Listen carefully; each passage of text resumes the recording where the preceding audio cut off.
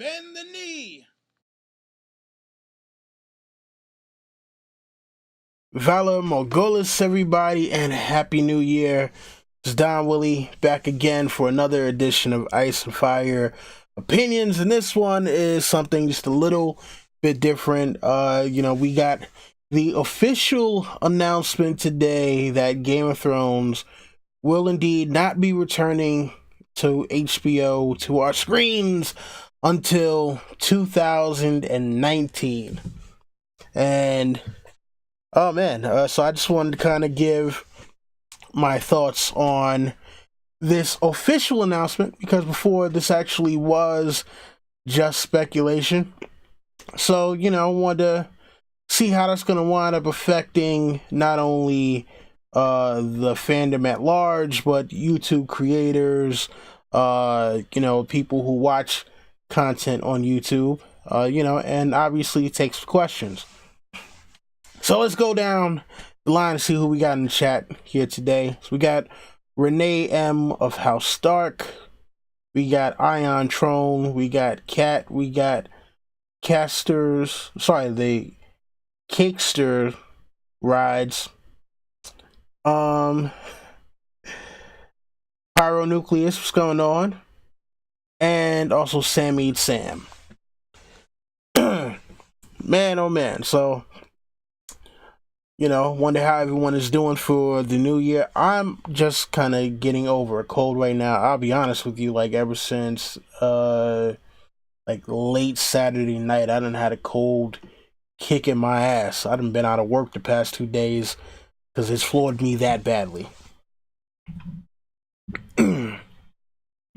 But I'm at about maybe 99% now. 99 might be a little too high, but point is, back to work tomorrow.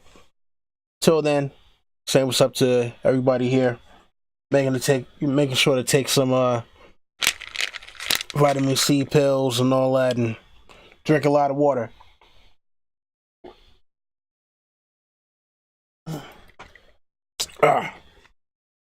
So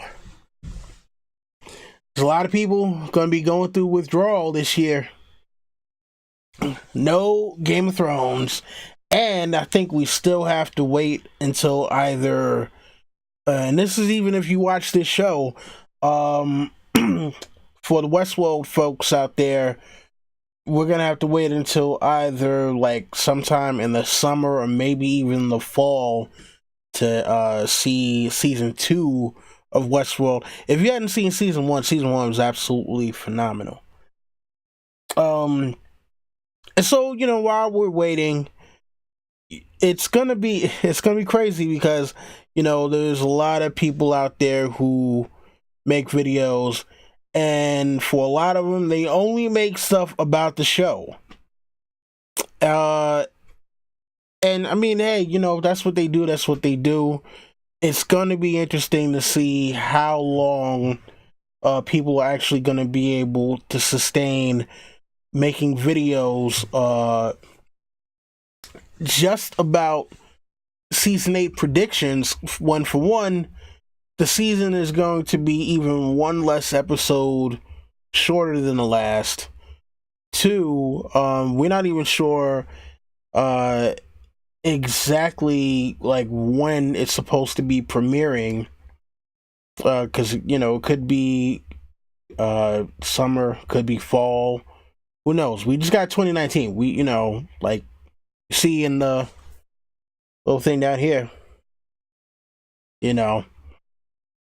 So, yeah, in Pyronucleus says, it's nothing to book readers, because for us, now even though I came into the books late, so I'm not gonna pretend like I'm, super OG when it comes to the books, but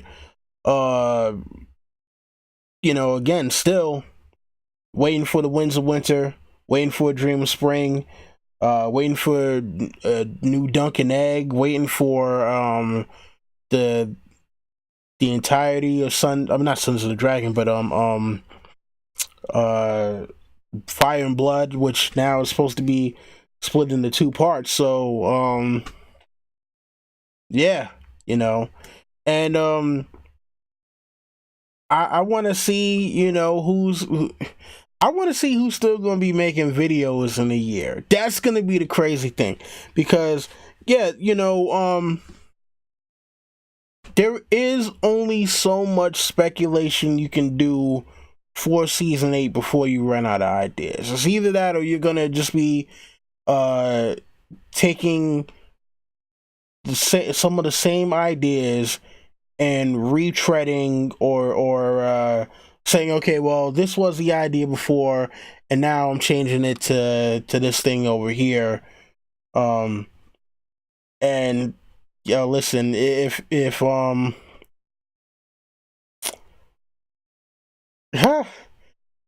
for some of you people out there, if you felt that you might have seen people copying other people's content before, yo, the blitzkrieg is about to be heavy. You're gonna see a lot of people jacking other people's content, and like, I don't know if you guys realize this, but there is a war coming. No one else really now it's gonna be a silent war, but there is a war coming. So if you start seeing people calling each other out in their videos, or putting stuff in people's comment sections, or infighting on Twitter, it's because of this prolonged wait for the final season of Game of Thrones, and the fact that there's only so much speculation, only so many news articles that you can basically transcribe and put in the videos. A shout out to AJ. What's going on, man? Long time no see.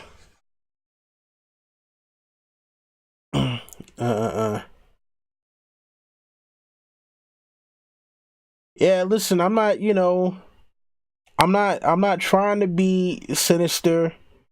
I'm not trying to be sinister. I'm just, you know, telling you guys, look, man, you know, there's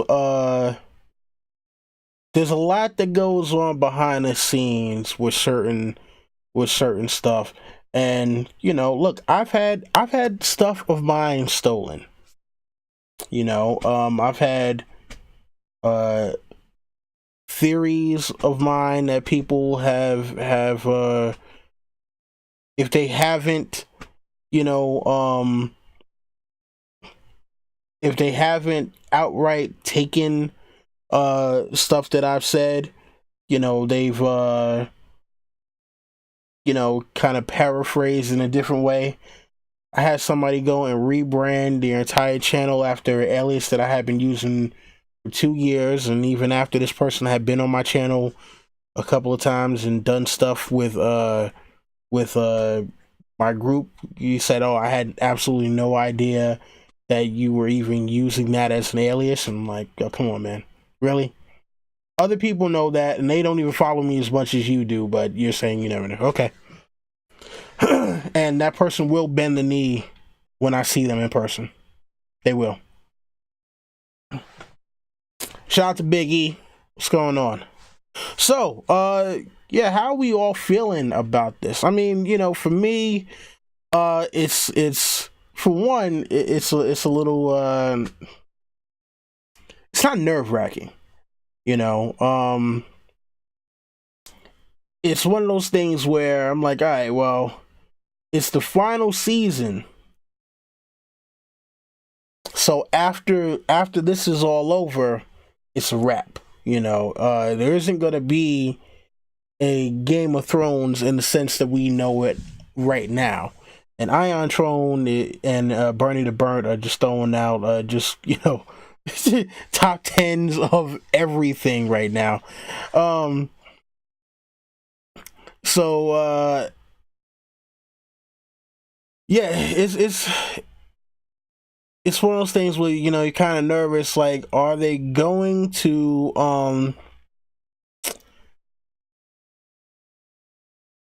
end this off right? You know, are they gonna end it off right?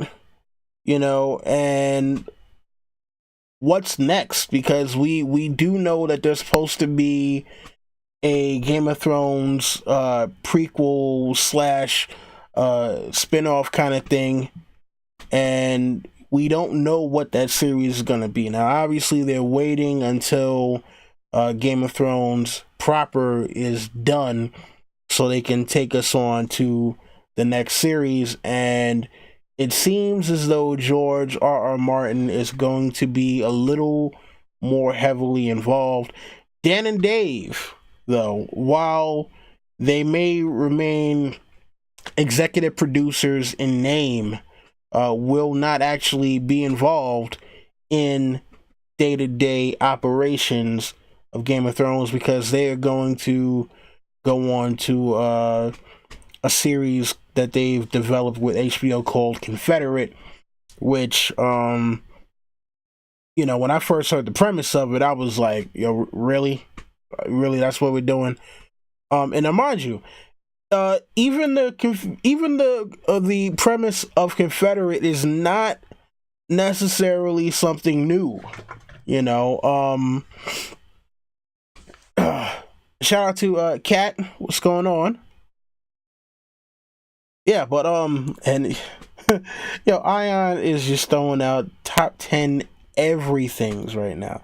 I mean, yeah, I guess maybe I can, do this. Can be the Game of Thrones top 10 10 channel. Listen, people love top 10s. I love top 10s.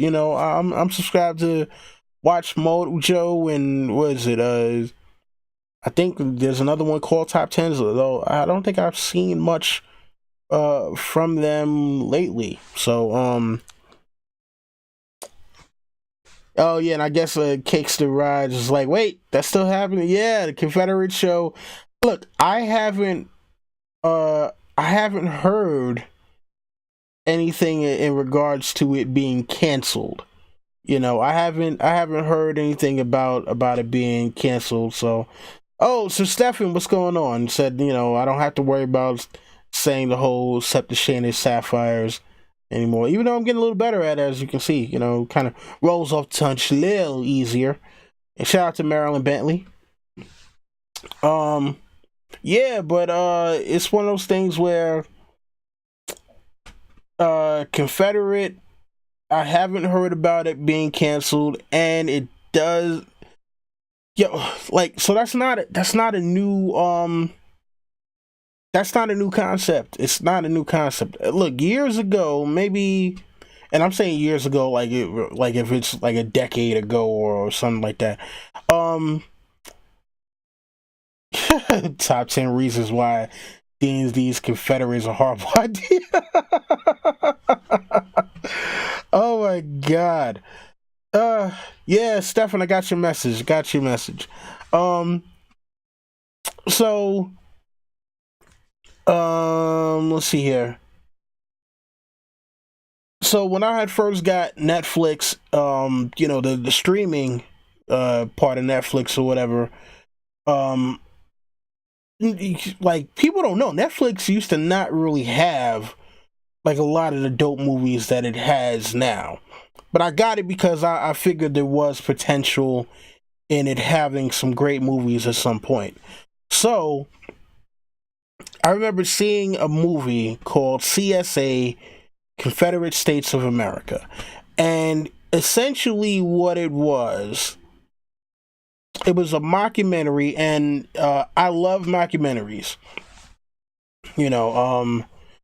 Excuse me. Now, if you guys don't know what a mockumentary is, it is a scripted movie that is made in the style of a documentary. So a classic example of that would be damn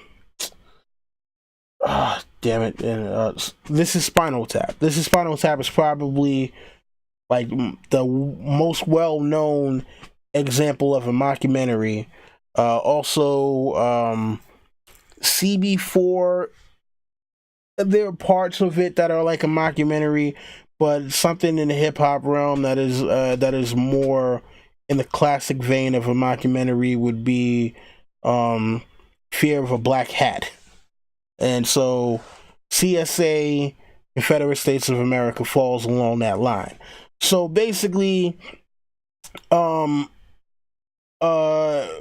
that winds up happening in that one is the Confederates win the Civil War, and then it goes basically all through like decades of what happens after the Confederates have won the Civil War, all the way up until like maybe like the 90s or early 2000s. And it is a very interesting concept because like they don't shy away from the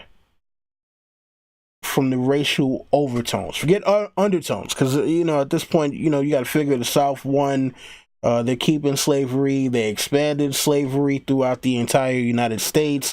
The CSA kind of went on this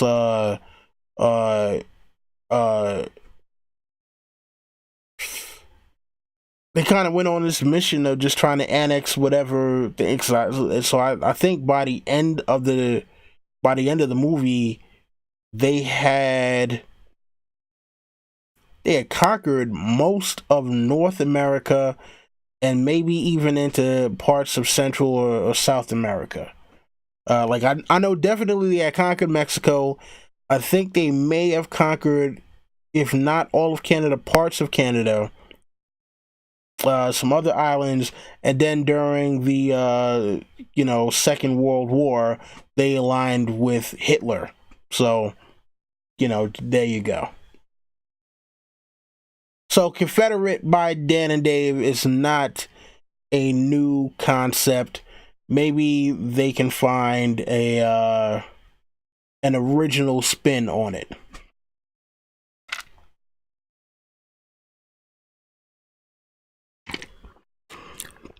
And what's funny? Originally, I was thinking about doing this particular video was gonna be, just Dan and Dave, like the Ice and Fire opinions, Dan and Dave. And I was like, nah, you know what? I'll figure out, like, because I want to do a little bit more research before I decide to do that as a video or whatever. So,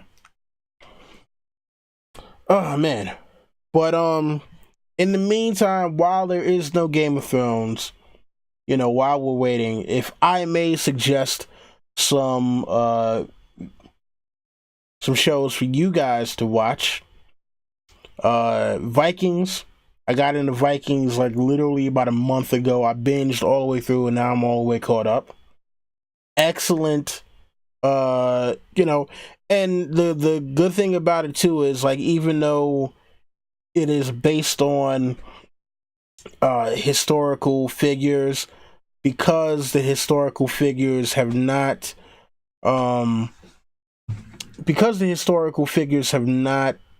been like verified as to whether some of them actually lived or what time period they lived in specifically, a lot of it gets meshed together.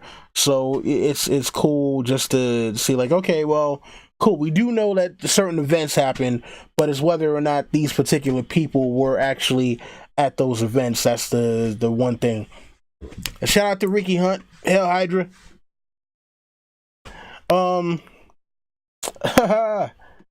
Okay, so Biggie is Team Lagatha. Alright. Let's see here. And I was just about to talk about Nightfall. Alright, so look, I have the first 4 episodes DVR'd of Nightfall. I'll be honest with you, the first one, and I guess maybe because a lot of times pilot episodes really are not that great. It's a little so I'm gonna go back, I'm gonna restart from the beginning on Nightfall, and hopefully it will be as good as Vikings has been, because I'll be honest with you, like, Vikings, in the absence of Game of Thrones, I'm like, wow, Vikings is absolutely amazing, you know, even if they do lack dragons, you know. So gotta love, like, look, for one, you got people with some of the craziest names, like Ragnar Lothbrok, right? So Ragnar, shout out to my man Tony Umber. Ragnar, you know, starts off in a very kind of low menial position, and is able to reach the heights of his era. You know what I'm saying? Um and then you have like the sons of Ragnar. So his oldest son is Bjorn Ironside, who becomes a great warrior. You have another son, Uba, who, it's funny, his son Uba looks like the actor that they got to play the son looks almost just like Ragnar in his early 20s, which I was like, wow, that's what's up. They did a great job with that. Shout out to the boy Wonder. Let's see here. You have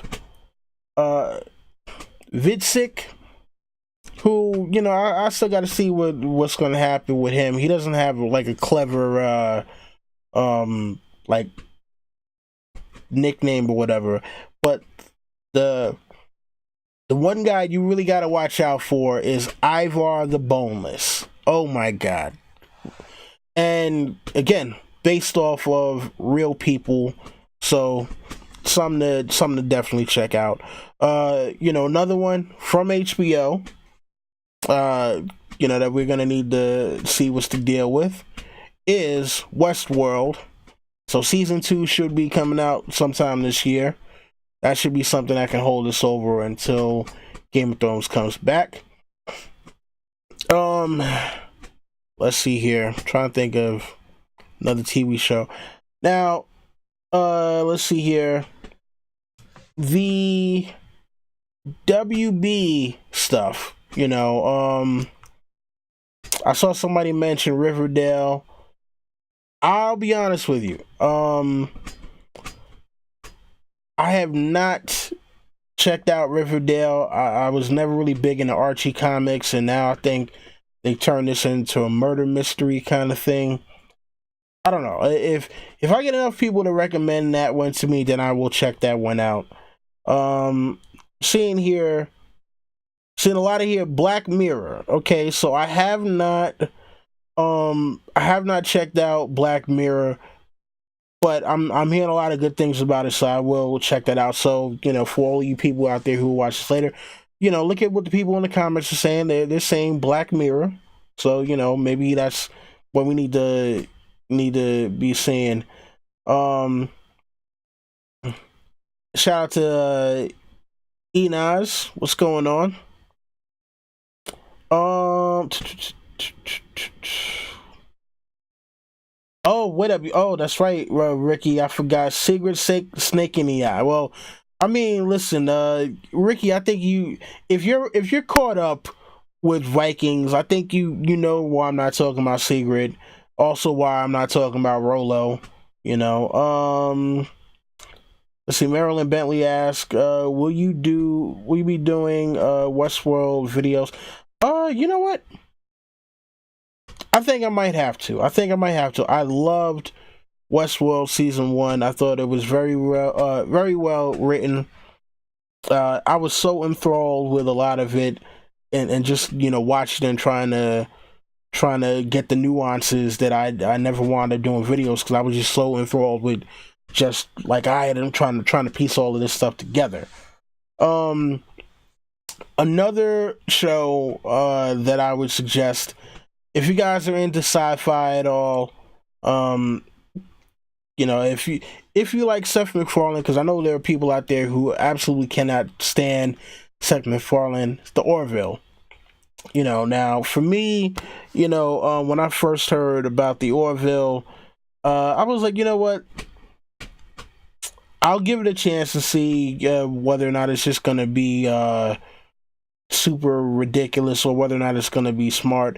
And the thing about it is they found a way of mixing both of them together. So the Orville, I definitely recommend if you're into, if you're a fan of like classic Star Trek or Star Trek: The Next Generation, and you like the Seth MacFarlane style of humor, then I would definitely check that one out. Another one, X-Men related, The Gifted. The Gifted is an awesome X-Men related show on Fox. Man, I with the way that Fox has been doing some of their stuff, like what they did with Gotham, like I tried with Gotham, and I couldn't get past like season 2. Like Gotham, you know, Gotham, every commercial needs to say Gotham sponsored by Kraft and Velveeta. It's so goddamn cheesy. I can't stand Gotham. So I was a little hesitant about Gifted, but The Gifted is definitely awesome. Also another one X-Men related coming on FX, Legion. Legion season 1 was awesome. Hopefully they'll do a great job with season 2. Yeah. Oh man. Another one where I was a little skeptical, but it wound up really being good. I saw someone put up one of my favorite shows that like, I'll be honest with you, sometimes I need to look at commercials and just like I just need to start DVR and stuff, and then figure out off of the DVR what I don't want to watch. And one that has become a favorite show of mine, that who knows when it's going to come back, but if you got the chance, binge it until it does come back. That is Rick and Morty. Rick and Morty is so awesome. I love that show. I love the theories that people are coming up with. I love the way that it has seeped into the pop culture. And oh yeah, by the way, McDonald's, where the hell is my goddamn Szechuan sauce? You guys promised that there would be Szechuan sauce by December. Here it is, January 2018, and still no damn Szechuan sauce. I'm calling out everybody out there who's a Rick and Morty fan. We need to put up a petition on change.org or something like that. I want my damn Szechuan sauce like you promised me, McDonald's. I get no damn Szechuan sauce when you had it for that one freaking day. I want my damn Szechuan sauce, McDonald's. Stop playing with me. Oh man.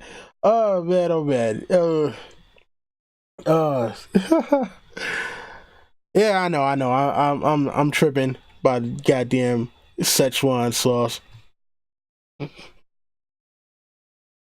Let's see here. Shout out to Pella Nakaba.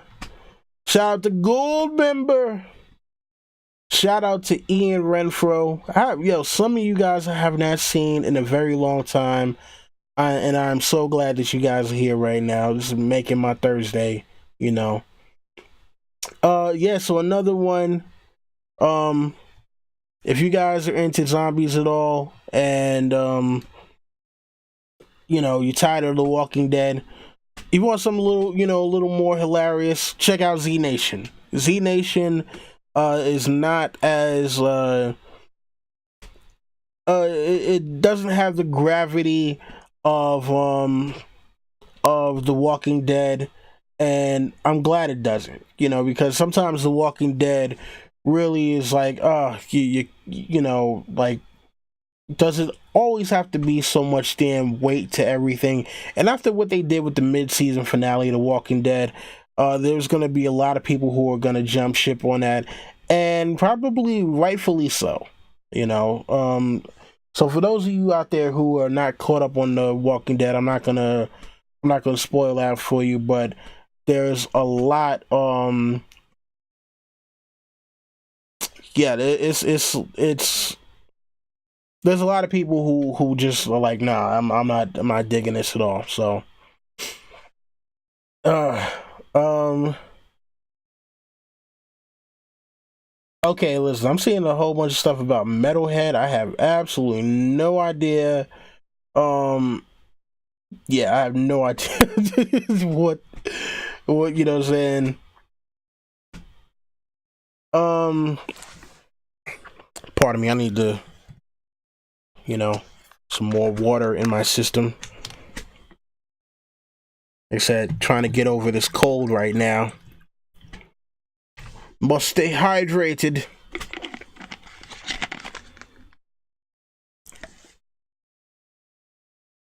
Let's see. Steven says loves the utter lack of jump scares in The Walking Dead. I don't care about the Walking Dead not having jump scares or whatever. I'm just like, yo, just make the story good, make it make sense, and don't whatever. All right, so I guess I'm really gonna have to get on Black Mirror because a lot of people are talking Black Mirror in the chat right now. All right, so I'm trying to think what else is another good show. Okay, so superhero stuff. As you can see by the hat here, and also by the T-shirt. If you guys know anything about superhero comics at all, what this is right here. But so superhero shows, The Punisher on Netflix. Catch up on all the Defender stuff if you haven't checked that out. Agents of Shield, man. Listen, the first half of season 1 of Agents of Shield was straight trash. They were trying way too hard, and look, I like a lot of people really praise Joss Whedon. I never watched Buffy the Vampire Slayer, so I don't know how good that was. But I know a lot of people love Buffy the Vampire Slayer, Firefly, Serenity, and all that stuff. I wasn't into it, so I don't know if that really was good or not. But what I will say is the first half of season 1 of Agents of S.H.I.E.L.D., where you can definitely tell that Joss Whedon had his fingerprints all over that, unfortunately, utter trash. Absolute trash. Episode 17, I believe, or either it's somewhere between episode 15 and 17. Agents of S.H.I.E.L.D. seems like they do a total 180, and then it's like damn near every episode after that gets better and better and better. Surprisingly, like it was like 1 minute, it was like, oh man, all right, I'm just watching it because I hope it gets better. And then after that, it's like, I'm watching this because I'm glued to my screen, and I'm glad that Disney made ABC keep that show on because it is absolutely amazing. And I think in retrospect, when more people catch on to it, maybe later on, it's gonna be probably heralded as like the best, if not the best, then in the top 3 like comic book based shows ever. And that's just, I don't know. I could totally be wrong. Let's see here. I'm seeing Mr. Robot. I'm hoping Black Lightning does well. Again, unfortunately, look, and it's funny because like with the Arrowverse, Arrow, Flash, Supergirl, Legends of Tomorrow, I don't know, like Arrow season 1 and season 2 were awesome, and then season 3, I don't know what the hell they did. Season 4 again was more the same, and now I'm hearing like I don't know if they're on season 5 or season 6, but I stopped watching like midway through season 3 because I was like, yo, you guys are, yo, my god, this is utter trash.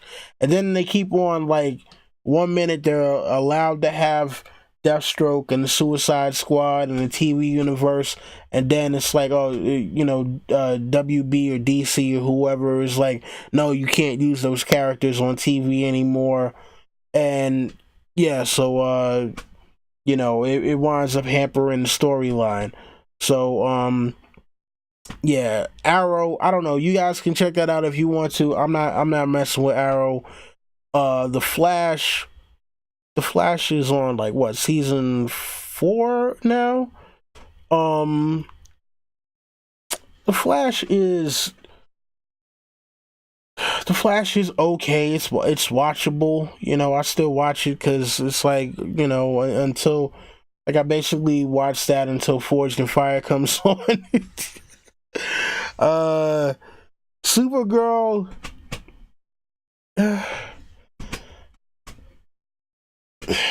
mm, uh, it has some superheroes on it.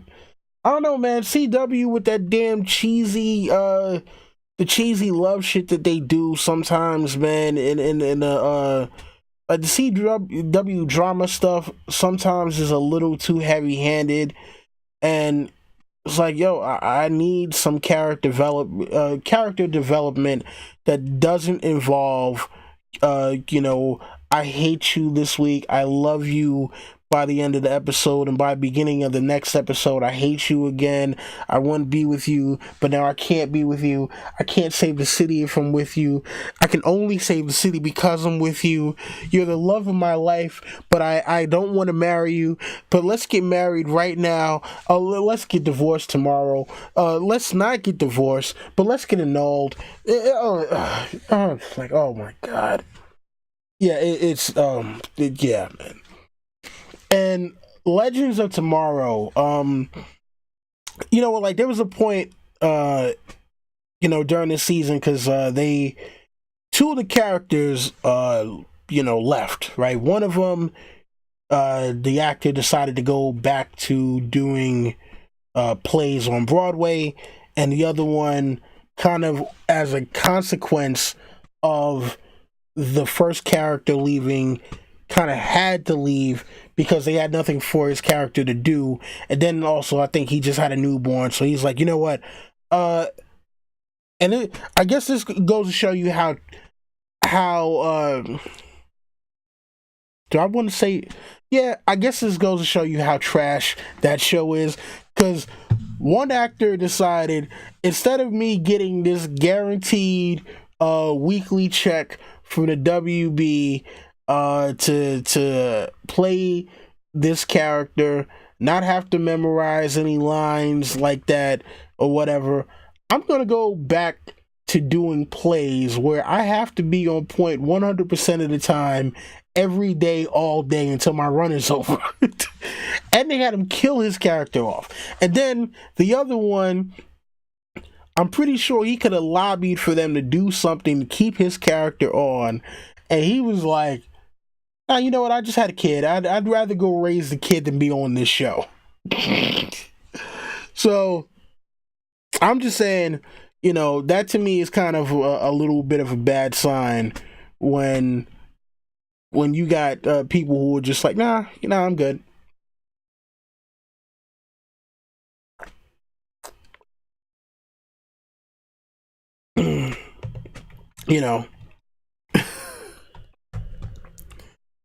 Oh man. All right.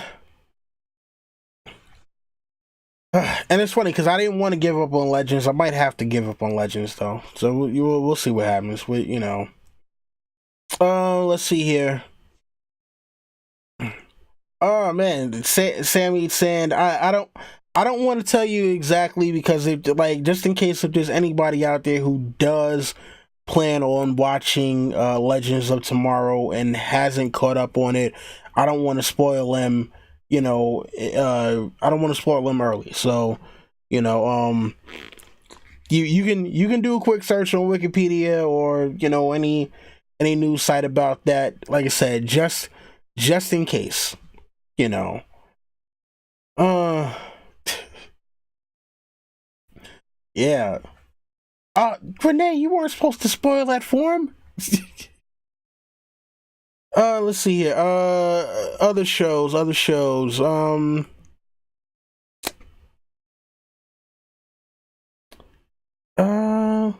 Well, let's see. Does it go? I don't know. You know what's funny, Ricky? I don't think that Legends of Tomorrow actually went down after they killed off Vandal Savage. Well, like it went down a bit, it came back up, and then it went down a little more. It's kind of like so what it seems like they're doing is they want each show in this kind of WB setting to have like a different tone. So like Arrow is all serious, all super serious. Nobody tells jokes. It's nothing but serious drama. We are going to give you acting with thespians. That's what they're doing with Arrow, right? Supergirl is like, all right, well, we want to make it more action based. You know, it's action. It's not so much comedy. It's a little more feelsy with the drama. You know, and I guess supposedly they're supposed to be delving into female demographics, and so, you know, I guess supposedly the way that they're setting up the story is supposed to be geared towards more female viewers. I'm not exactly sure. I don't know any females who actually watch Supergirl.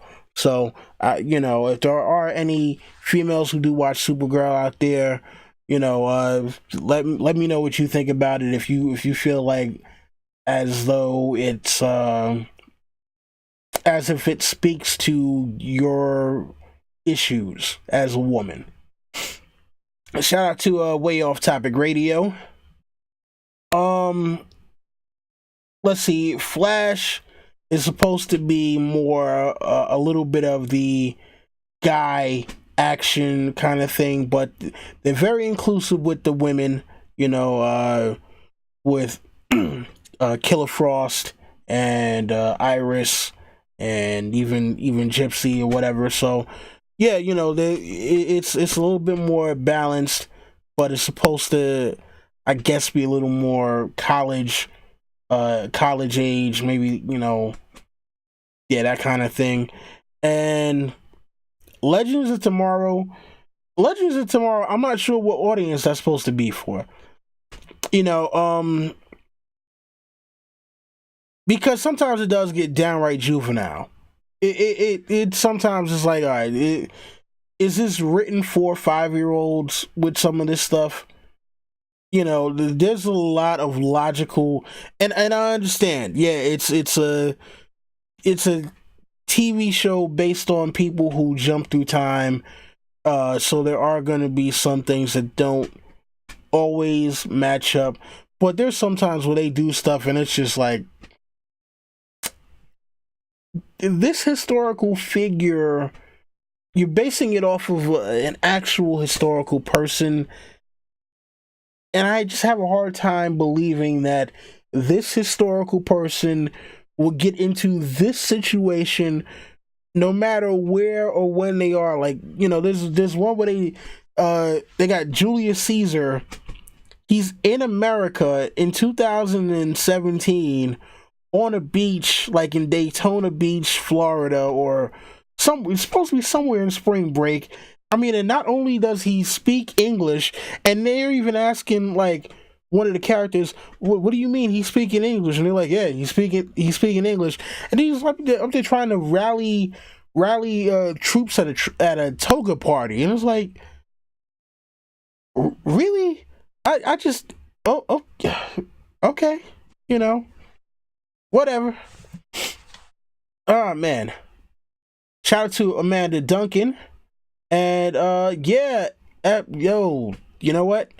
X-Files is back on TV. Um, you know what's funny? So last night when I was watching X-Files, like I actually came into it a few minutes late, so I missed the very beginning. But I was like, all right, cool. After I found out what the beginning was, I was like, oh, okay, all right, cool. So X-Files, if you guys like X-Files, I don't know if this is gonna be a whole season. Gillian Anderson, who plays Scully, is supposed to be leaving. She's like, yo, after this, it's a wrap. I'm done. So I actually, I'm going to be a little sad when they officially pull the plug on X-Files for good. Um, yeah, because like the two younger agents that they have was Einstein and man, I forget, Einstein and something or other. They are not going to they are not going to continue the series with those two agents. They like, once Mulder and Scully are no longer a team, then it's a wrap. X-Files is over. So I'm like, okay, you gotta do what you gotta do.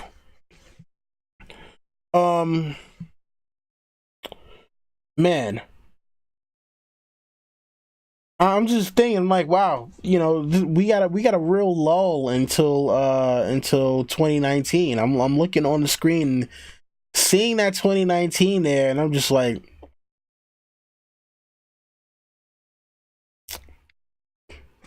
we got a lot of stuff, that we got to figure out to watch. I mean, so. Mm-mm-mm. Oh, it was Miller. Okay, there you go. Einstein and Miller. And it's basically young Fox Mulder and young Dana Scully. Like way younger. And is it me or do like the younger agents look like they don't belong as agents? It's like you guys look like you should be like modeling for H&M or Abercrombie and Fitch more than you should be like claiming to be FBI agents. And it's because they look so young, though. That's the thing about it. It's like even 20 years ago, when I was, or 20, like however long ago when X-Files originally started, yeah, obviously David Duchovny and Gillian Anderson were, 20 something years younger, but they still looked adult. Miller and Einstein they still look like fresh out of high school almost to me.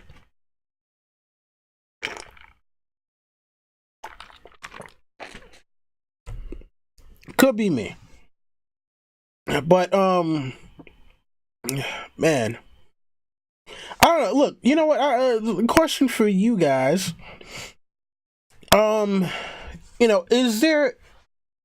there any kind of videos that you guys would like to see me make with regards to the run up to season 8? I mean, even though you're talking about a year and some change, so I mean that might be a little difficult. Or any other things that you guys would like to see me discuss. I mean, discuss, not discussed. Discuss. That is Game of Thrones related. Up until we get something actual that is Game of Thrones, and I know it's going to take a minute before you guys actually see it. So I'm gonna read these comments here. Let's see. A shout out to Alejandra 777555. Yeah, you know what? I'm waiting for Better Call Saul to return. Better Call Saul should be coming back hopefully next month. The Deuce was awesome. The Deuce was absolutely spectacular. Hold on. Let me scroll back up here.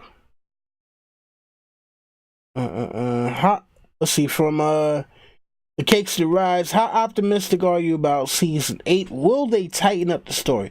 Damn it, they better. They better, because season 7 was a mess. Season 7 was an absolute mess. Yeah, and it made no sense why it was. You guys took extra time. There's no reason why there were so many logical inconsistencies with that one. So I hope they tighten up the story. From Way Off Topic Radio, how much stock do you put in George R. R. Martin's tweets that had people thinking 2018 wins the winter? Listen, you know what I put stock in? When Amazon says it's available for pre-order.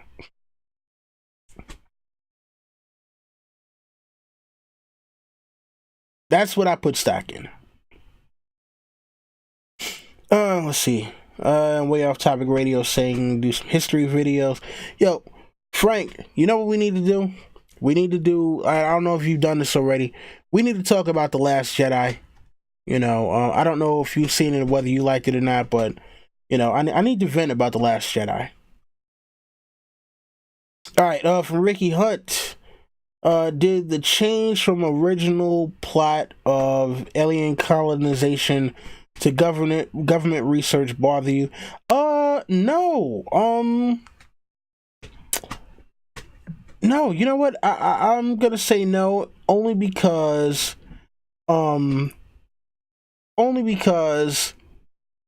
it still kind of fit in, you know, with the same thing, and because it's government research that's kind of helping the alien colonization thing.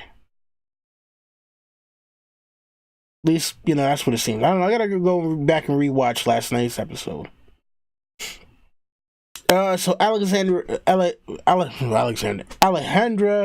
7775555 says, revisit episodes and make some summaries / commentaries. Okay, could be a good one. Let's see here. In fact, hold on. You know what? Let me bring up the notes. And so this way people know, if I do start that series, they know where I got it from. Because I do like to give credit, unlike some people I know.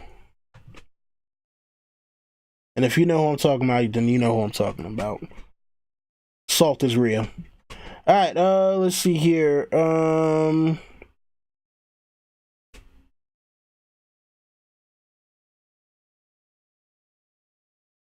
Let's see. I'm sure I could that. Wait. What? Mr. Sand. What show exactly? Was that Oh, Doctor. I guess it's saying Doctor Who is a family show. All right.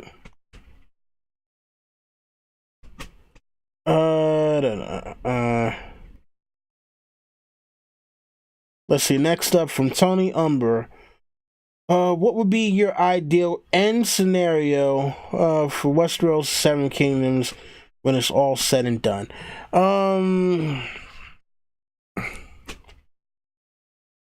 Honestly speaking, I don't have an ideal scenario. I like, because the way that things are set up, it is hard to have an ideal scenario that doesn't sound like something cliche, you know, out of some fairy tale. So now I say, you know, let George do whatever he's gonna do. And I just hope that it's I hope that it's a satisfying end. Ricky Hunt says, Don Willie waiting on Into the Badlands to return. Yo, you a foul, man.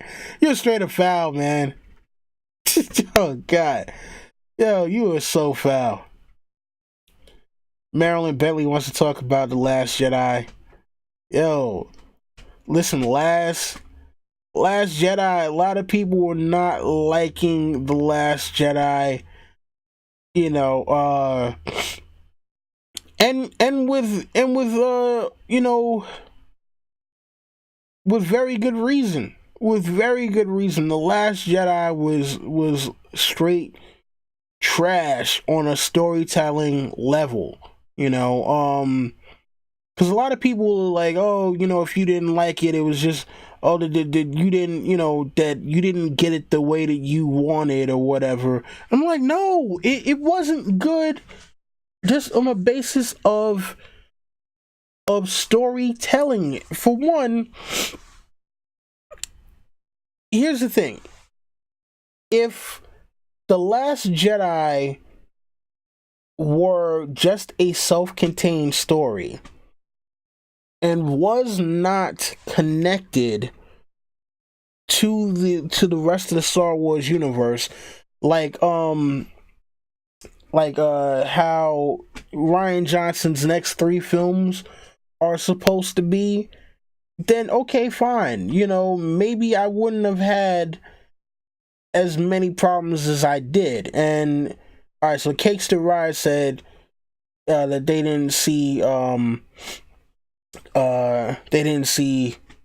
Last Jedi, so I'm not gonna do spoilers.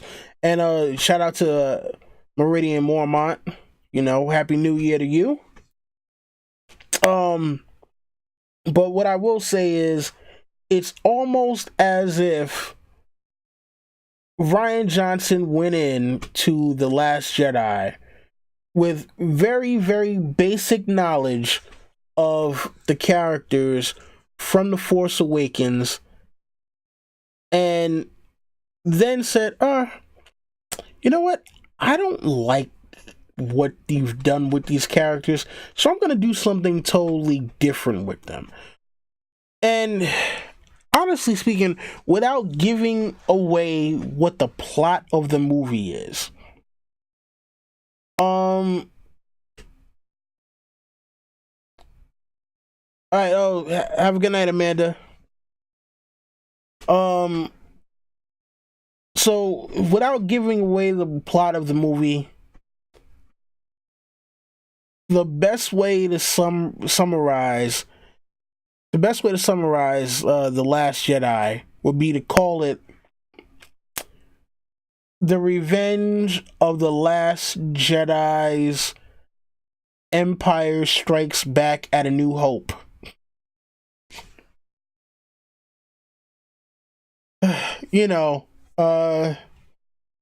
And it's funny because I was talking to Mark from Enchantment of Eternity.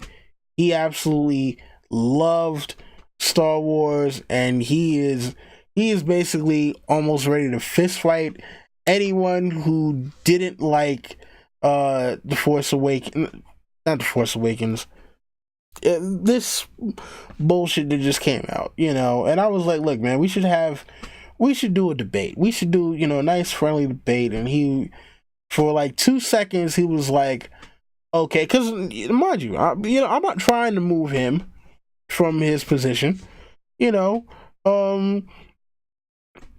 he knows that I'm unmovable from mine. So yeah, I was like, man, yeah, let's just have a debate.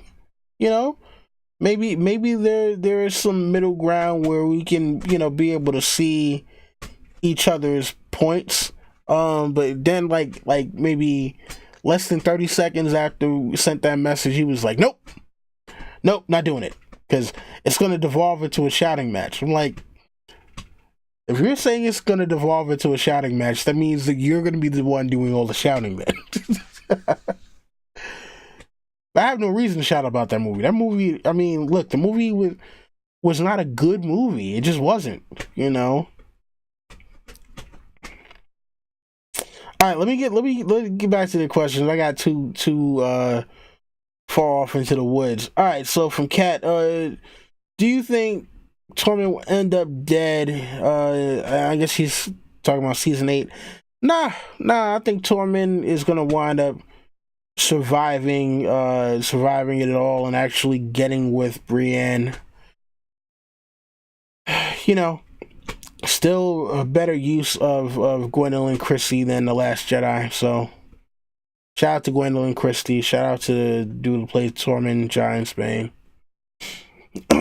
From Marilyn Bentley, how would you like to see Barrett go out in season 8? Maybe giving someone the kiss of life Give some credit to the books. Let's hope he doesn't die by a random white. Hmm.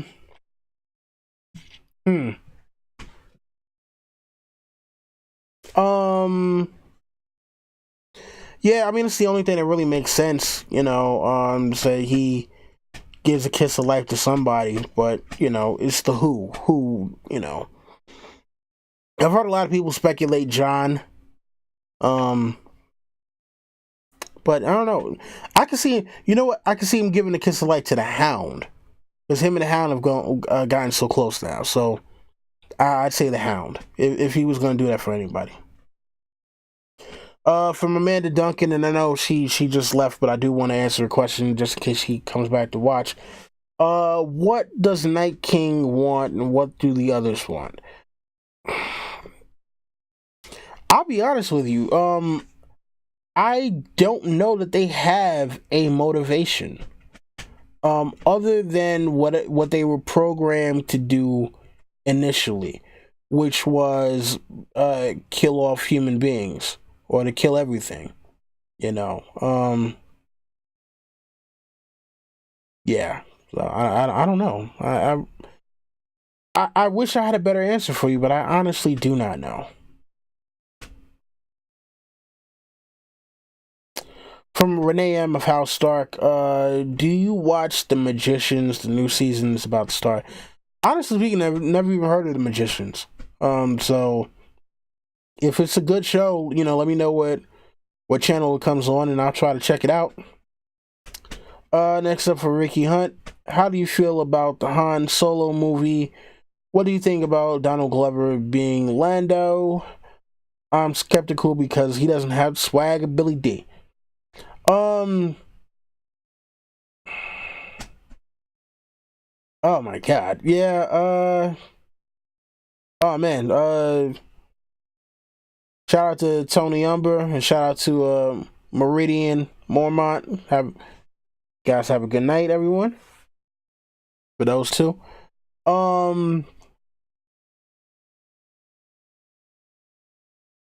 Man, I'll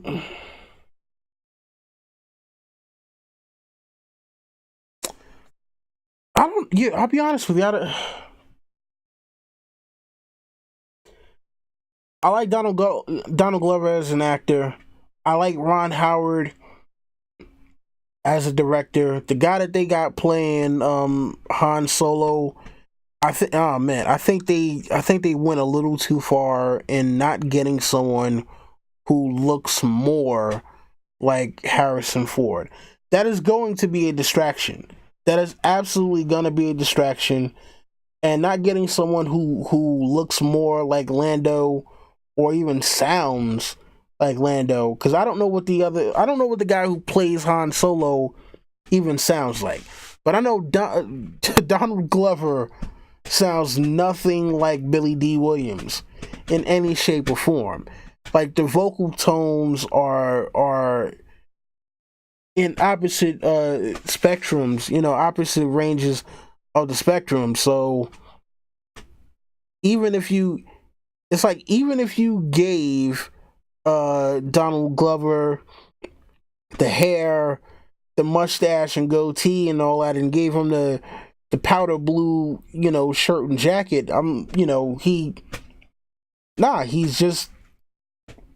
he's not Billy D. Williams. He's not.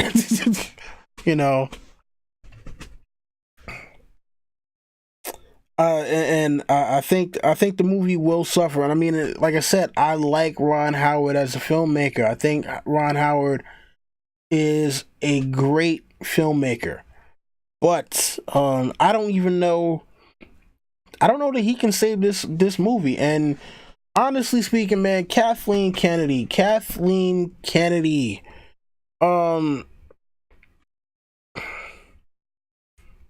I really don't have too much good to say about Kathleen Kennedy at this point at the helm of Lucasfilm. I mean, for one, I remember seeing the video where she said, yeah, we're gonna respect George's vision And I mean, she's got George right there. She's like, yeah, we're gonna make sure to continue your legacy correctly, and expand on the universe, etc., etc. And for one, they shut George out of the process for the new trilogy. George had an outline. It's like, hey, even if you didn't want him writing the script, respect the man and what he built enough at least to say, okay, we're gonna have you involved in the process. They shut George Lucas out, which is an absolute travesty. And she's had to fire a few directors already. I mean, because remember, the director for Han Solo was somebody different. Was it Lord and Miller or something like that?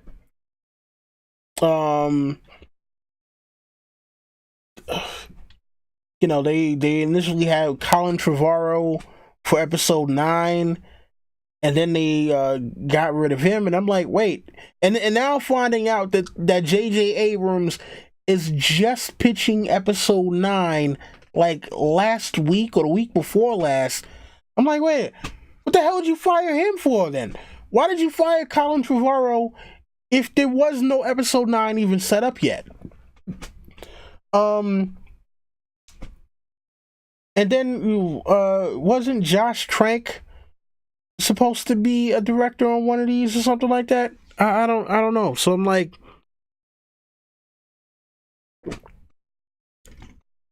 there's already been issues with directors.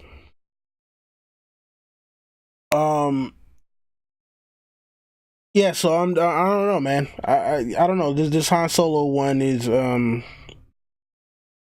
yeah, I don't know.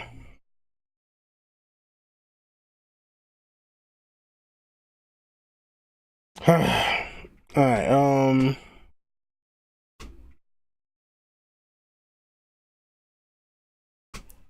right. So let's get back to the.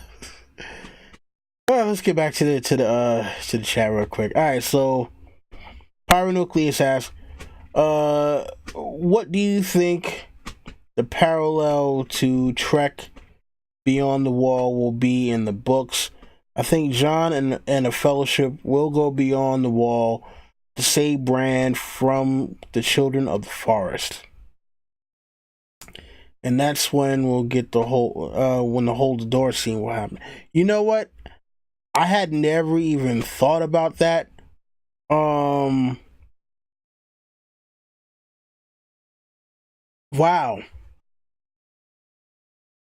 That is interesting. That is very interesting. So, then the question would have to be, how would John find out? How would John find out about Bran being there? And second, how would he? Because I'm imagining he would have to get past the White Walkers in order to be able to rescue Bran. So, are they going to find out about Valyrian Steel killing White Walkers and gather a bunch of Valyrian Steel so they could go up there and rescue him? There's a lot of things when it comes to that one. But no, that is a very that is something that is, yeah, I hadn't even thought about that, honestly speaking. So Alejandra 777555 wants to know, are you going to watch Golden Globes on Sunday? Probably not. I'll be honest with you, I probably would not. I'm trying to think, something should be coming back on this Sunday, if I'm not mistaken. I gotta check again.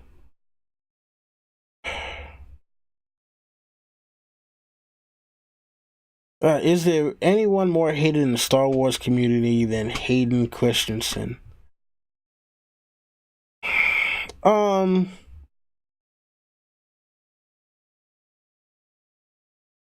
know.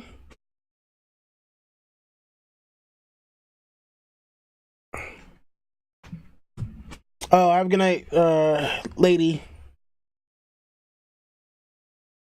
I don't know.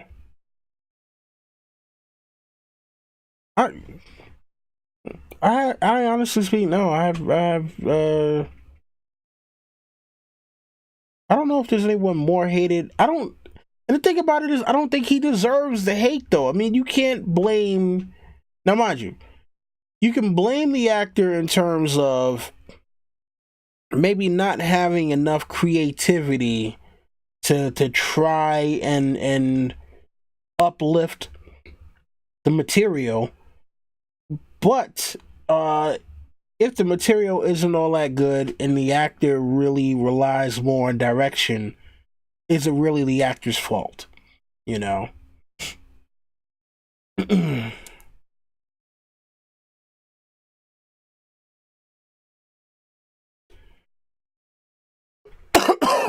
Excuse me. Let's see. Cat says, dude to play Kylo Ren, he was like a grown-up kid throwing a tantrum. I mean, that's the way they wrote him, though. You know, you can't really blame Adam Driver for that one. All right, so Ricky Hunt asks, who would you cast to play Han and Lando? Holy shit. And shout out to Sir LT Giles. Man. I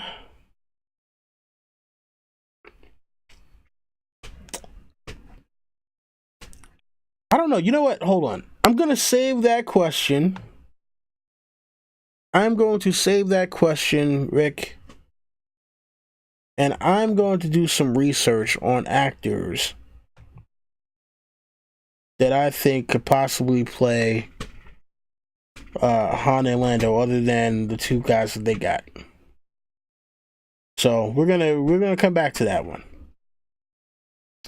Sammy San says, not to sound like I'm obsessed with Game of Thrones actors, but I think Richard Madden would have made a good Han.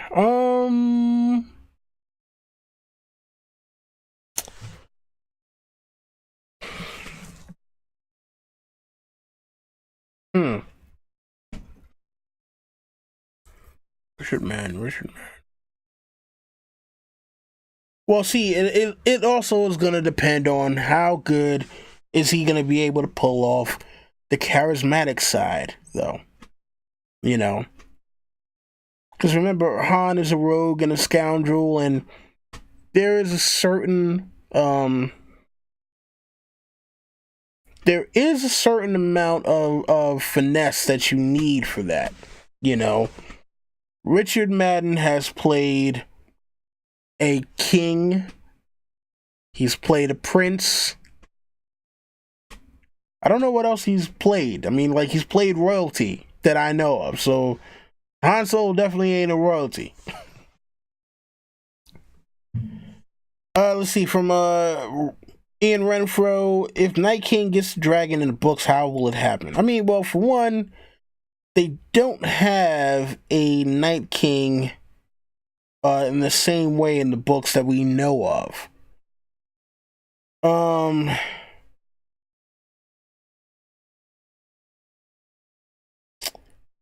So, I mean, like, yeah, like, I do believe the White Walkers will obtain a dragon. But I think it's gonna be like, you know, I think it'll be almost sneak attack style, where you got a bunch of people fighting in the south, and then in comes the White Walkers and winds up killing one of the dragons, and then that's when the south has to band together, because it's like, oh, holy shit, we didn't even know that this thing was coming, and here it just took out one of the big three magical beasts.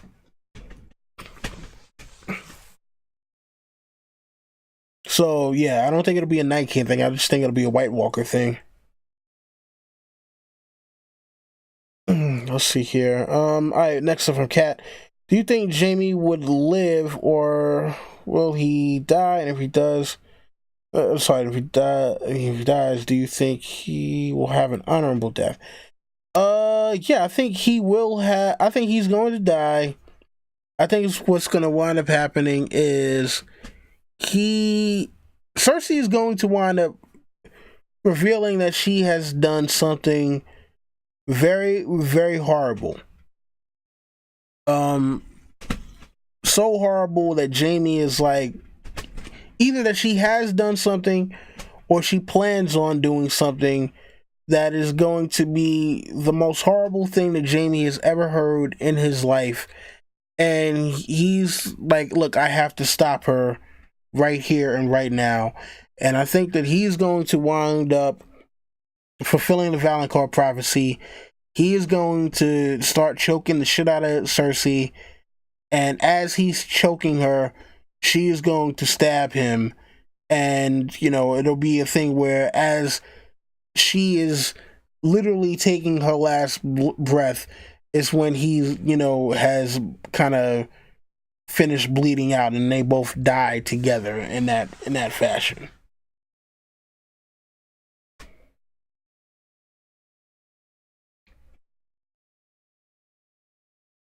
All right, so Sammy San asked, with the books and show being so divergent, let's see, how can they actually, you know, do the end that George gave them? I mean, obviously, there is something that they know that we don't. You know, there are things that we do know, that we don't know about the story. So they figured out some way to get there. It's just that for us, they've cut out so much material that it seems as though they can't get there and do it properly. You know, now maybe George tricked them. Maybe George gave them a false ending. I mean, and then also too, remember, you know, like, and I've been hearing this, especially recently, the difference between architects and gardeners. So, you know, George says he is a gardener and not an architect. So, being a gardener, it's like if you wanted to make a new species of plant, right? And you're doing kind of your botanist thing where it's like, all right, I'm gonna clip, you know, a branch from this plant and graft it onto the stem of this other one here, and try to make a hybrid into, you know, something new, and see if it can sprout seeds or not, and if it does sprout seeds, do the seeds germinate, and what kind of new thing does that make? And so because that's the way George writes, it may be a thing where George is trying to engineer plot threads to go in a certain direction, but since it doesn't have a super tight structure to where it's like, okay, like an architect, when he makes when an architect draws out something and they know they want something to have a specific type of roof, or they want it to have this many rooms, or they want it to have a basement, or they want it to have, 10 stories, or, whatever may have you. There are certain steps that they must take to ensure that when someone goes to build it, not only that they just, build it according to the drawing, but that when it's tested against certain stresses, that it would actually hold up to those stresses. So that's one of the big differences there, whereas when you're, I guess, doing the more gardener style, it's kind of like, I just write whatever. It's like, yeah, this thing I'm trying to get to it. I want to be free flowing about it. I want to just come up with come up with stuff and throw it out there and see, throw it at the wall, see what sticks, kind of thing. And so that's one of the big differences when it comes to George. So, George may have had a particular ending in mind that he thought was going to be the ending when he talked to Dan and Dave, almost 10 years ago about this. And now here we are nearly 10 years later, and George may have changed the ending. So it could be that Dan and Dave are going towards the ending that George originally gave them. And then at a certain point, George is like, well, based on the way that I'm writing this and based on the trajectory that I see for the characters or where my, inspiration has taken me, this ending is no longer valid. So it could be a thing where, by the time people read the books, people might be, people who watch the show and also read the books might be thinking, okay, well, I'm spoiled now, so I don't need to read the books anymore, but I'm still going to read them anyway. And then when they get to the end, they're like, oh, whoa, hold on, wait. I don't remember seeing that in the show. So it could be one of those situations. And I'm, kind of rambling on right now, so I don't want to just ramble.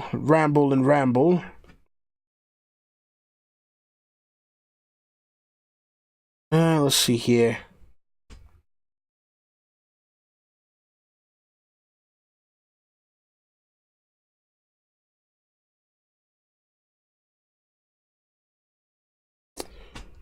Okay, let's see here.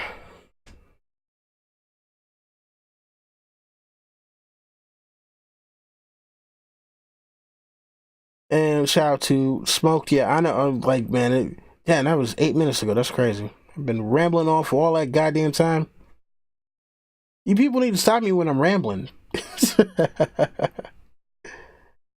Oh, man.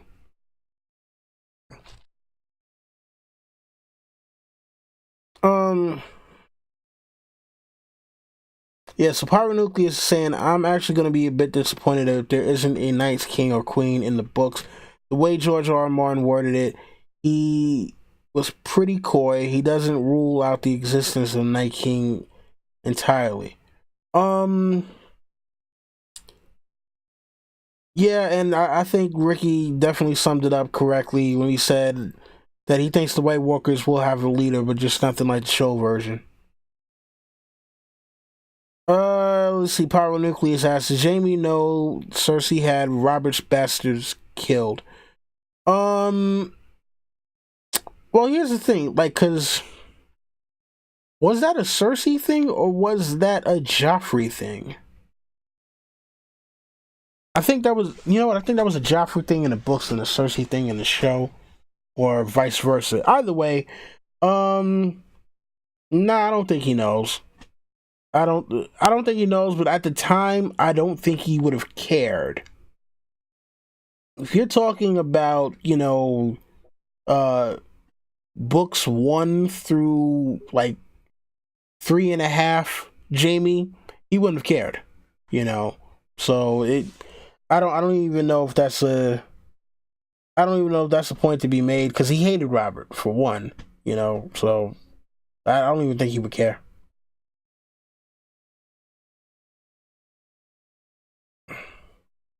So Ricky Hunt says he has a tinfoil theory. Benjen is the Night King in the books, and he was he was a brother of Night's Watch of Stark, and when he disappeared, the brother of the current Lord of Winterfell. Wow. Okay. You know what? That sounds pretty interesting. The parallels do fit.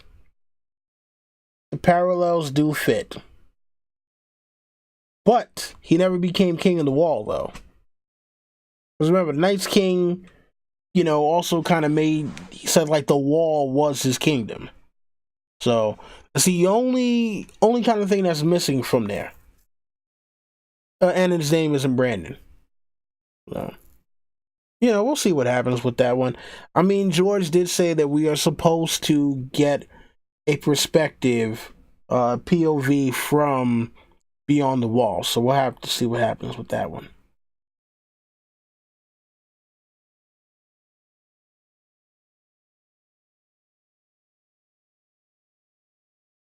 We have to get Clegane Bowl.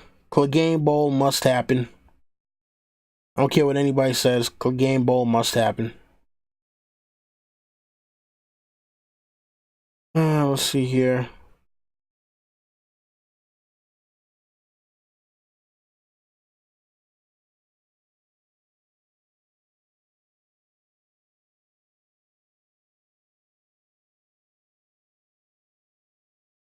Ricky Hunt, listen, man, dude, set up a channel, man. It doesn't cost you any money. And if you need any pointers on how to not be as stupid as me and not spend a bunch of money for no reason, feel free to hit me up. You already know where I'm at.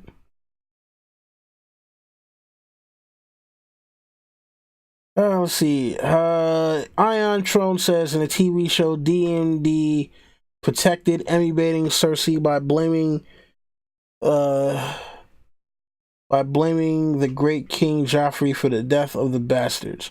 Oh, okay. Look, I knew it was one or the other. So all right, so in the show, it's Joffrey that gets the king's bastards slaughtered. In the books, it's the queen.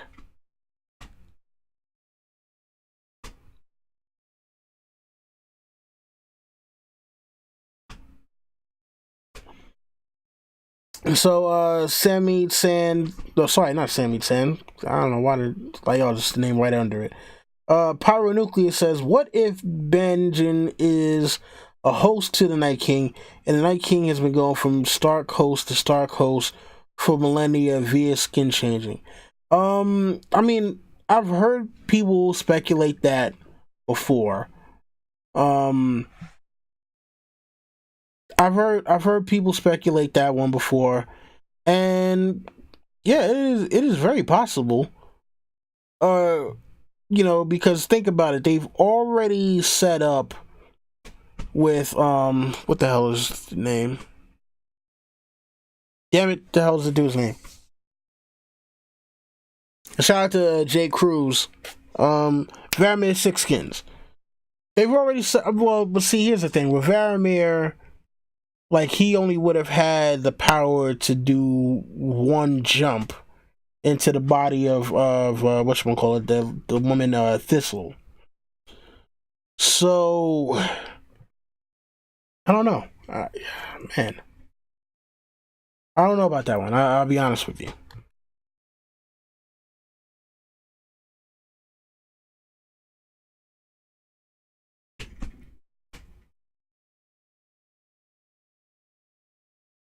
All right,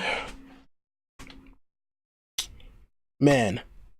I think any other things that we should be looking out for? Oh, HBO is supposed to be doing a Watchmen series. I don't know if that's supposed to be premiering this year or not, but it's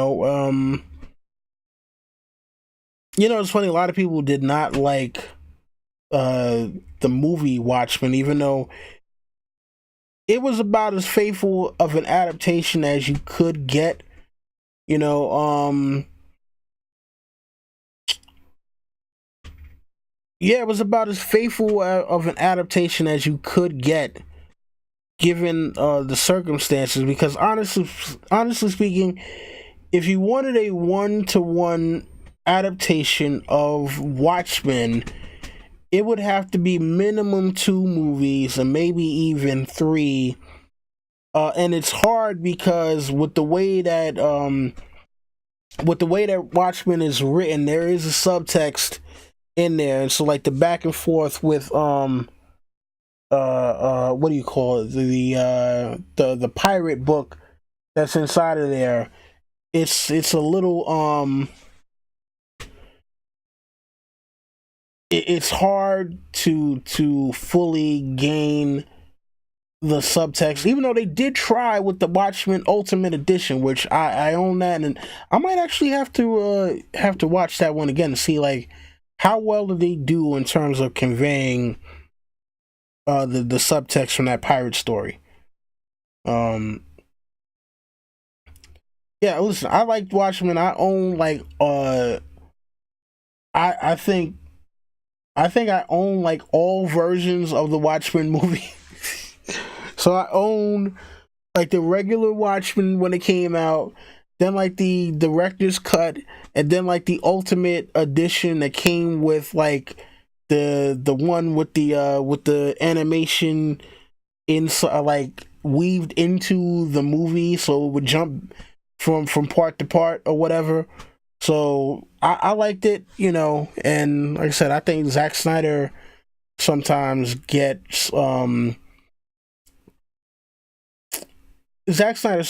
a lot more criticism than he actually deserves, you know, and it's really nice, not really all that fair.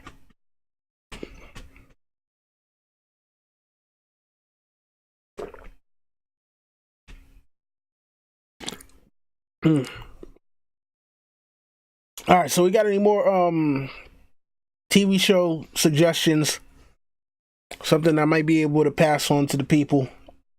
I'm probably gonna wrap this up in like another like 10-15 minutes.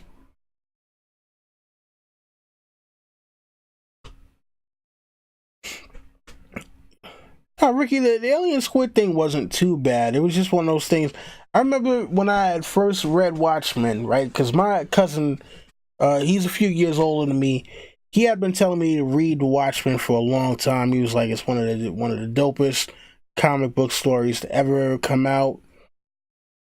And I was like, all right, well, you know, I'll see what's good. I'll check it out. And I remember like right before Watchmen came out, I went on a cruise. So just like a couple of months before Watchmen came out, I went on a cruise, and I remember right before the cruise when I started reading it, and I finished it on the cruise because I remember that's the year they had brought back 24, or it was something like that. But I got to the end of it, and I'm not gonna spoil the end for anyone who might want to get into Watchmen. But I got to the end of it, and I remember looking for my cousin. I was like, "You motherfucker! What kind of fucking ending was that? What the yo? How do you know, man? Nah, chill." I spazzed, man, because I had never read something with an ending like that. So we're talking, you know, pre Game of Thrones. That was like my first kind of shock to the system when it came to an ending. Because that was like, you want to talk about bittersweet endings? Watchmen definitely had a bittersweet ending. I don't think you get more bittersweet than Watchmen, honestly speaking. Like, that was a bittersweet ending.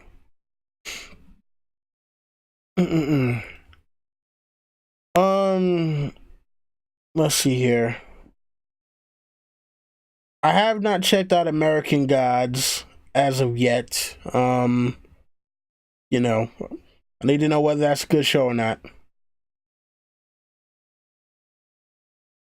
But you know what? I'll give a list of 10. I'll give a list of 10 shows that I personally think are good, that I think people who like Game of Thrones should watch.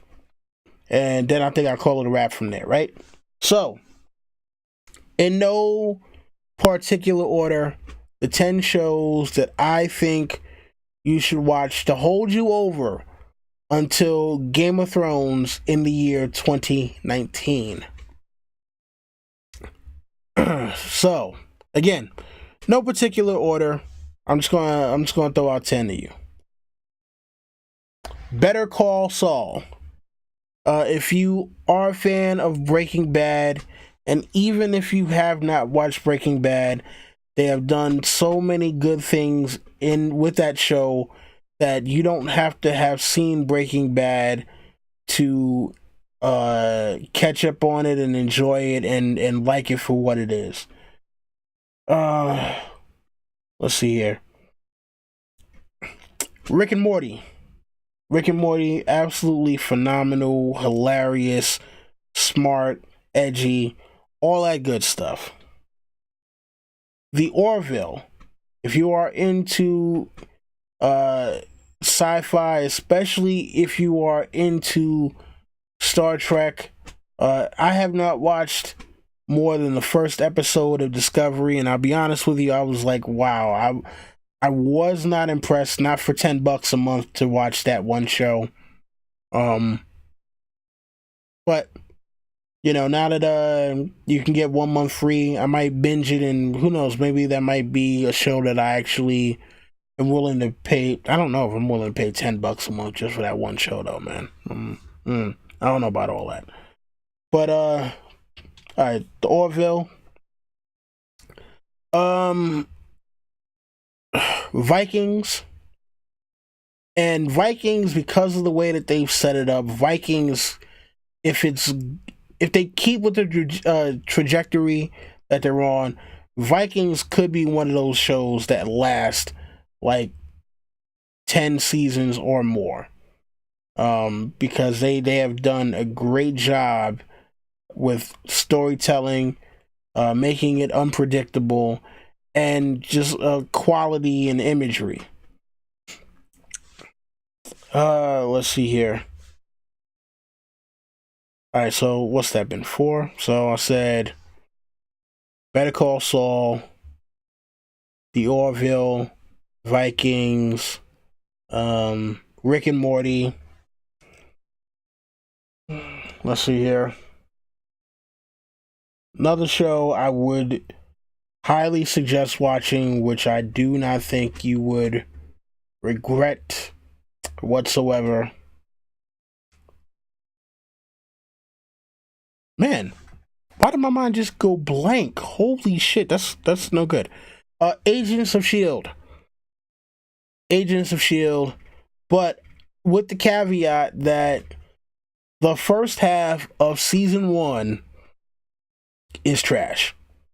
The first half of season 1 of Agents of S.H.I.E.L.D. it's just not good. It's really not.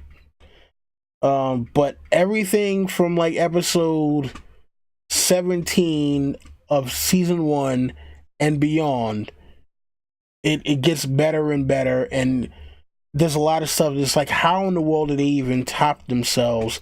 And they find ways to top themselves that are absolutely mind-blowing. All right, next up, and Ricky Hunt, thank you for that one. Legion. Oh man, season 1 was phenomenal. Hopefully season 2 will be just as good. So Legion. And speaking of X-Men related properties, The Gifted, awesome show as well. Cannot wait to see the 2-hour finale when that comes out. Let's see here. Westworld season 2. That one should be amazing because season 1 was absolutely amazing. So what's that, 8? So yeah, that's 8 so far.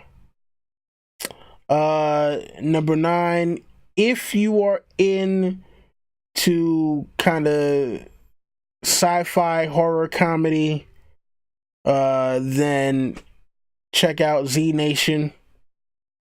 Again, you have to really be into sci-fi horror comedy though. You can't go in expecting a Walking Dead kind of scenario, because that's not what you're getting with Z Nation. Z Nation is made to be absolutely ridiculous. All right, it's ridiculous, and it's a fun thing to watch. All right, so that was number 9, and man, so number 10.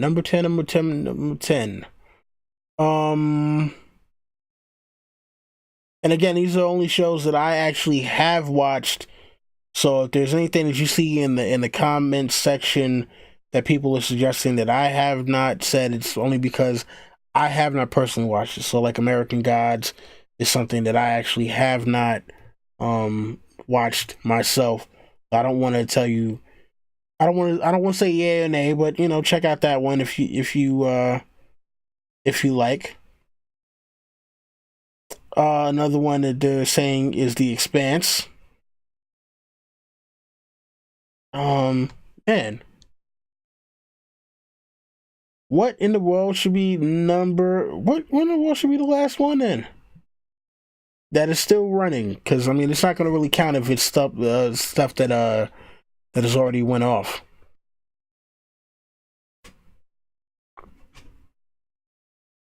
Man, guys, I need a definite watch. Something that is still going on. Damn, I feel like I'm missing something. Something from Netflix, maybe. Hold on, let me go on Netflix real quick and see like what show am I watching right now on Netflix that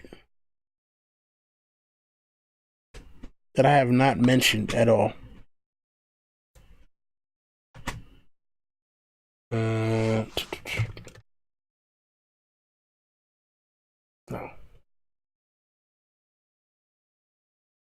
Give me one sec. I forgot my damn Netflix password. Oh, that's crazy. Where the hell is that damn Netflix password?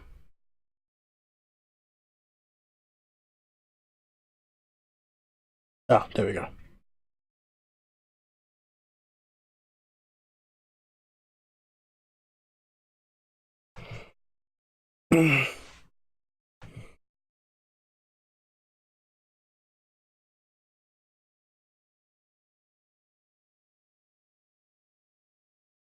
Oh, Narcos.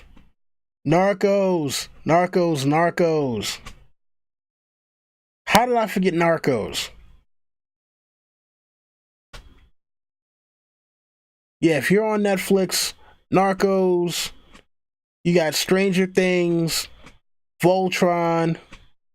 If you guys ever watched the BBC, two shows that I think are absolutely amazing. One, I'm not sure if it's coming back or not, and that is Sherlock with Benedict Cumberbatch, who plays Doctor Strange. Another one that I know is coming back from this year is Luther. I know I went beyond 10 shows, but man, you know, to hell with it. You know, whatever.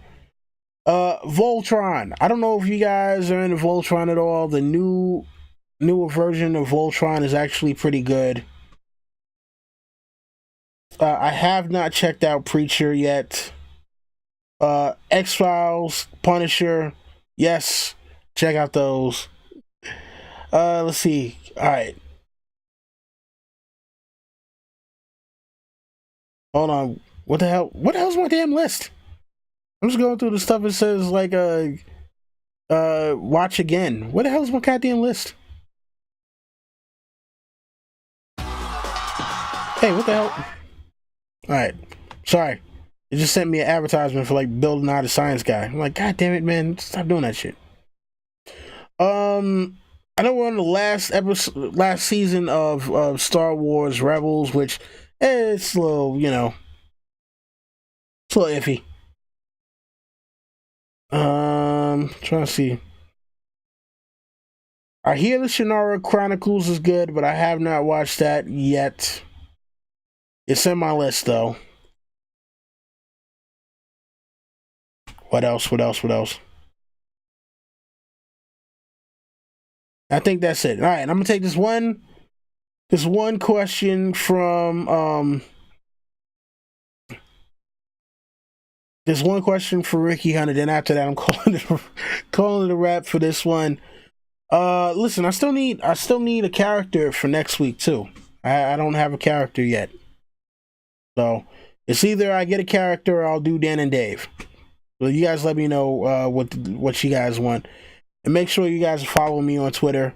Send me messages, tweet at me, whatever. All right. So from Ricky Hunt, have you heard the theory that Evil Morty is Rick's original Morty, and that Rick raised him, and the reason Rick is sad is because he had to abandon his Morty? Yeah, I've heard that one. Oh, King McKay, what's popping? King McKay, man. You know what? It's funny, if it wasn't for King McKay, I might not have gotten on to Vikings at all. So, shout out to King McKay.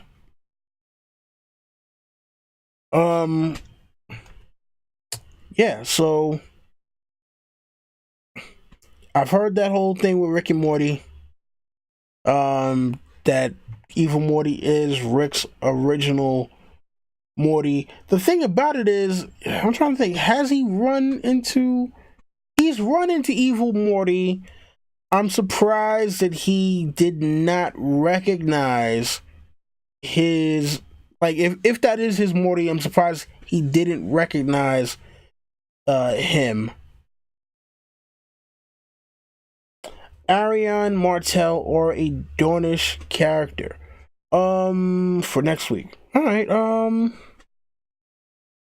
don't think I've done any characters from Dorne yet, so all right. Let me put these down. Arion Martell or a Dornish character. All right. Put that on the list.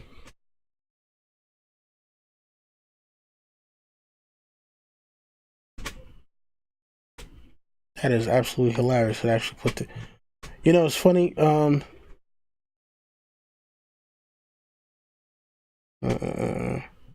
on. Go back. Oh, that's why I did that. Sorry, I'm up here trying to figure out. Make sure I got this right. All right.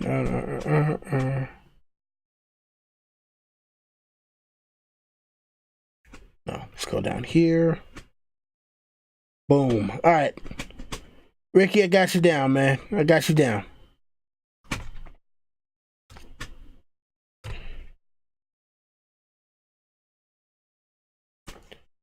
Orson Lannister. Oh, come on, man. Orson Lannister. Orson Lannister. Smash the Beatles. Smash the Beatles. And plus, it's a character made up for the show. Literally, all we know about him is he wanted to smash the Beatles. That's literally all we know about Orson Lannister. Smash the Beatles.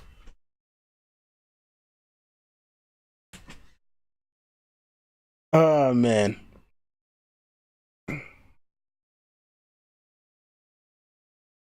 Oh.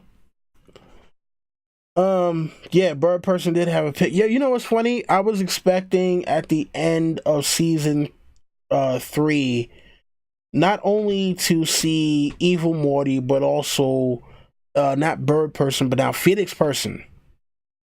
You know, we didn't see any of those. So they got some explaining to do for you know, they got some explaining to do for next season.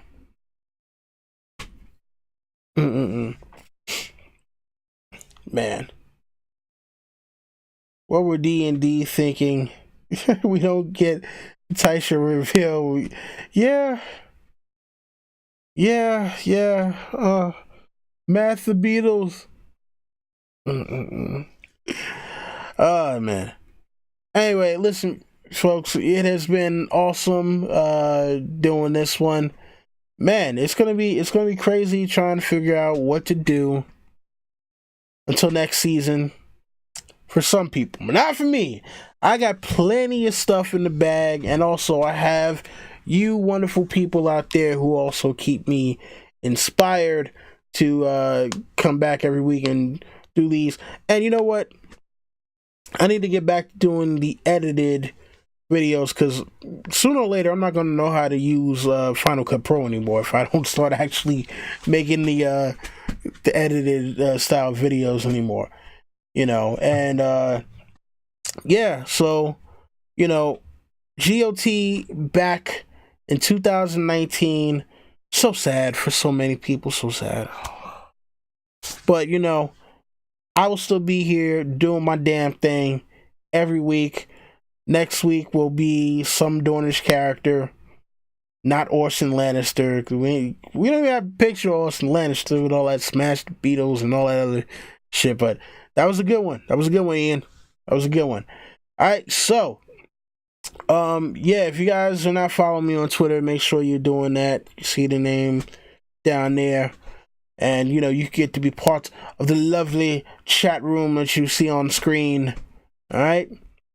And thank you to everybody who came out to join with me tonight. I saw a lot of names I haven't seen in a long time. And I do thank you for sticking around with your boy. And, yeah, you know, thank you to everybody who will watch this in the future. And so, with that being said, you guys already know the deal. Rate, comment, subscribe, share, tell your friends, and come back for more. That has been my time. It's Don Willie saying Happy New Year, folks. Valor the Iris, I'm out.